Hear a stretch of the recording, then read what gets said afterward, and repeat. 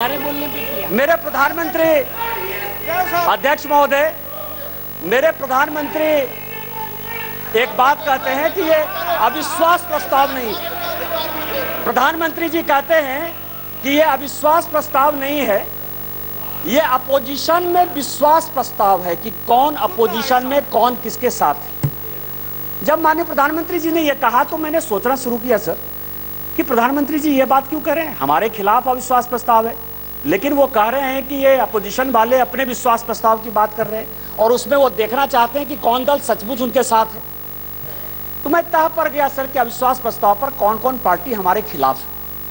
सबसे बड़ी party DMK है, बड़ा सम्मान करता हूं मैं, करुणानिधि जी का बड़ा योगदान रहा है इस देश को बनाने में। अब आप समझे सर कि 1976 में भ्रष्टाचार के आरोप के ऊपर इस कांग्रेस ने करुणानिधि जी की सरकार को बर्खास्त कर दिया और 80 में जब इंदिरा जी की सरकार बनी तो यही डीएमके उनके साथ हो गई। आप करें तो रासलीला, हम करें तो करेक्टर ढीला।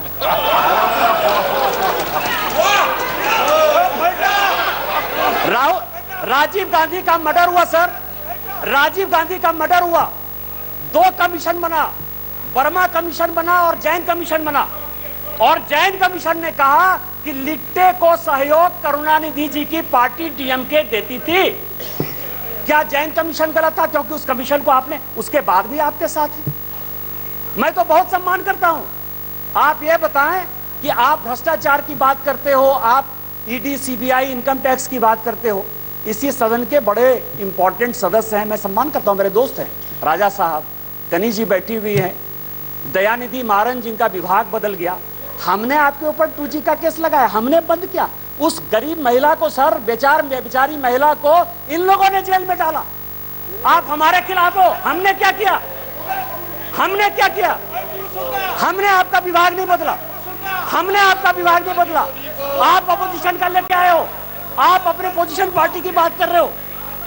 दूसरी पार्टी है टीएमसी, दूसरी बड़ी पार्टी है जो प्रधानमंत्री जी ने कहा, उसी को मैं एक्सप्लेन कर रहा हूं सर कि प्रधानमंत्री जी ने, क्योंकि वो हरि अनंत हरि कथा अनंता वाली बात करते हैं, एक शॉर्ट लाइन में बात करते हैं।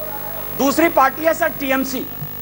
माननीय राजनाथ जी संजोग से बैठे हुए हैं। सिंगूर का बड़ा आंदोलन हुआ, भारतीय जनता पार्टी की सहयोगी थी, हमने साथ दिया टीएमसी।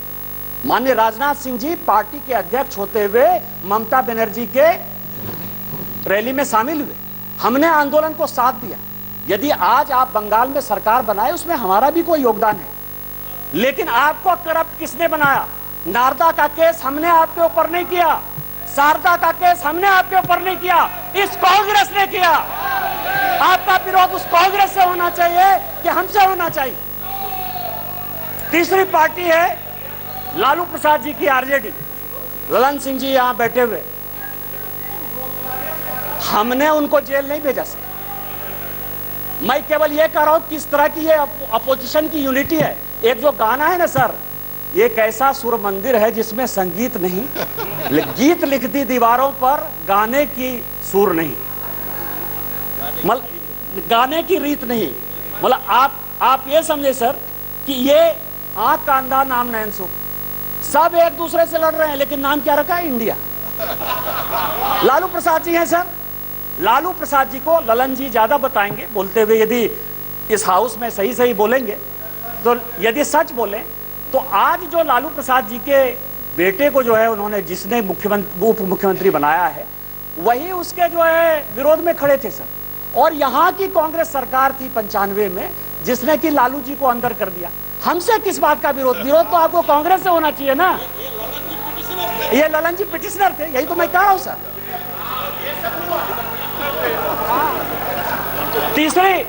तीसरी पार्टी है सर मुलायम सिंह यादव जी।